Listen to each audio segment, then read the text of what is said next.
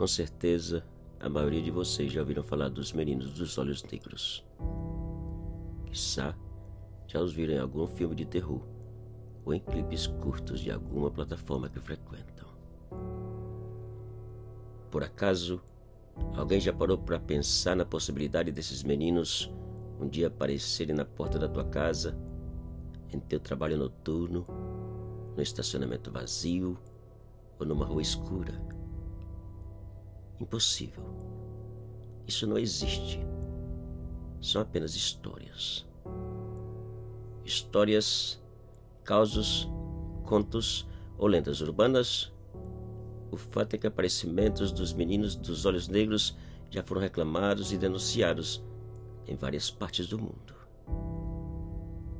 Um dos primeiros casos aconteceu em 1998, quando o experiente jornalista Brian Bethel reportou em detalhes o seu aterrorizante encontro com os meninos dos olhos negros em um estacionamento de mall na cidade de Gainesville, Flórida.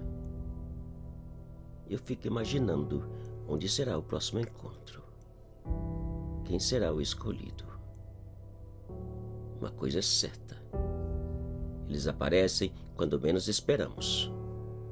E o mais assustador é que podem estar mais próximos do que possamos imaginar. A história a seguir foi enviada pela própria vítima, que chamarei de Ana. Uma história igual de assustadora acontecida no início do ano 2000, lá na linda cidade de Recife, Pernambuco. 11h30 da noite. A mesma hora de sempre.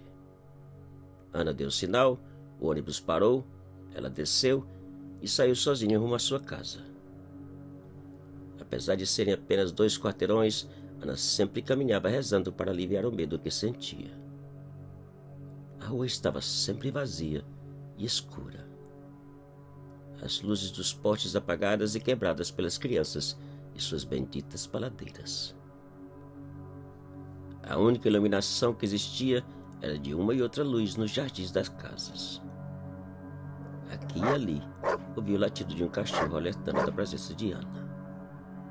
Demais, era um silêncio sinistro, apenas quebrado pelo toque-toque do salto dos seus sapatos no asfalto. Poucos minutos depois, Ana parou frente à sua casa, onde vivia sozinha. Abriu o portão, entrou, caminhou rapidamente até a porta, destrancou e, quando ia fechar, notou algo estranho bem no meio da rua. 2 crianças de mão dadas olhando em sua direção. Uma menina e um menino pequenos que não dava para vê-los direito devido à escuridão da rua. Coitadinhos, pensou Ana, saindo para perguntar se precisava de ajuda. Mas antes de chegar ao portão, desistiu da ideia e voltou ao sentir uma estranha e fria sensação. Maria Santíssima! Ana fez o sinal da cruz umas 5 vezes, fechou a porta e foi até a janela para dar mais uma olhada nas crianças. Elas já haviam sumido.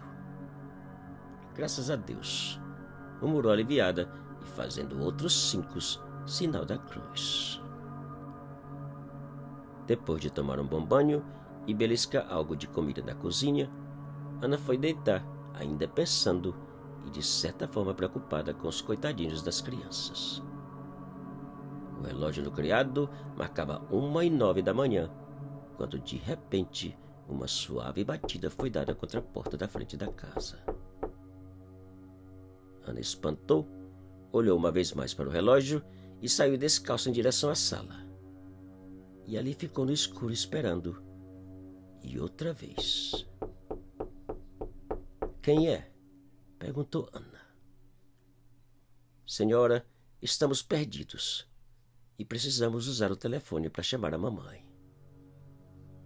As crianças, pensou Ana, sentindo a mesma sensação estranha. "Meninos, eu não posso ajudar. Batem na porta do vizinho, pois ele tem carro e podem levá-los até a casa de vocês," disse Ana. "Senhora, abre a porta. Precisamos entrar," disse o menino. Me dá o número do telefone da tua mamãe que eu ligo, respondeu Ana. Senhora, abra a porta, por favor, insistiu o menino. Ana não sabia o que fazer. Apesar da pena que sentia das crianças, o medo de abrir a porta dava até arrepios. E sem fazer o menor barulho, Ana aproximou da janela e levantou um canto da cortina para ver as crianças. Para espanto e terror de Ana, a menina estava com o rosto exatamente no lugar em que a cortina foi levantada. Ana quase teve um ataque ao ver o rosto da menina. Os seus olhos eram completamente negros.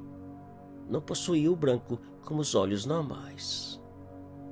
Ana caiu sentada contra a parede e, com uma voz aterrorizada e trêmula, perguntou: Quem são vocês?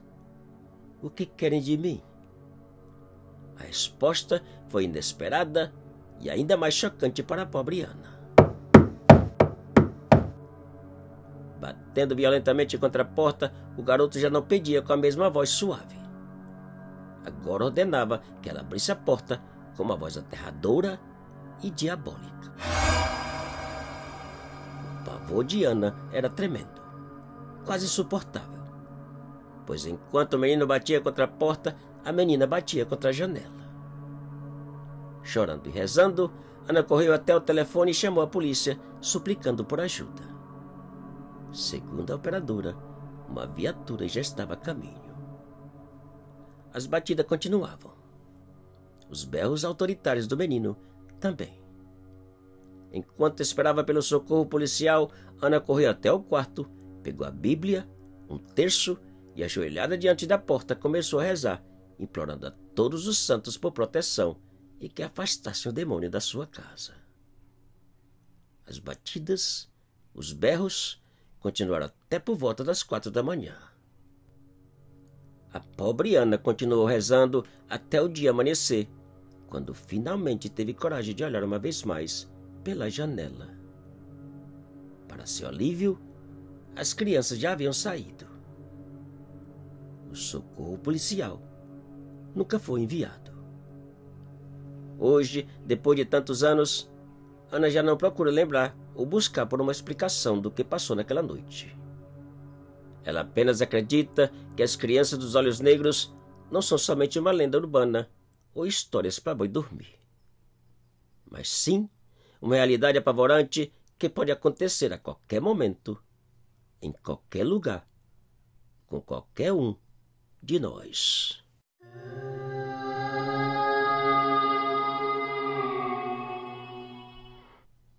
Te cuida e muito obrigado.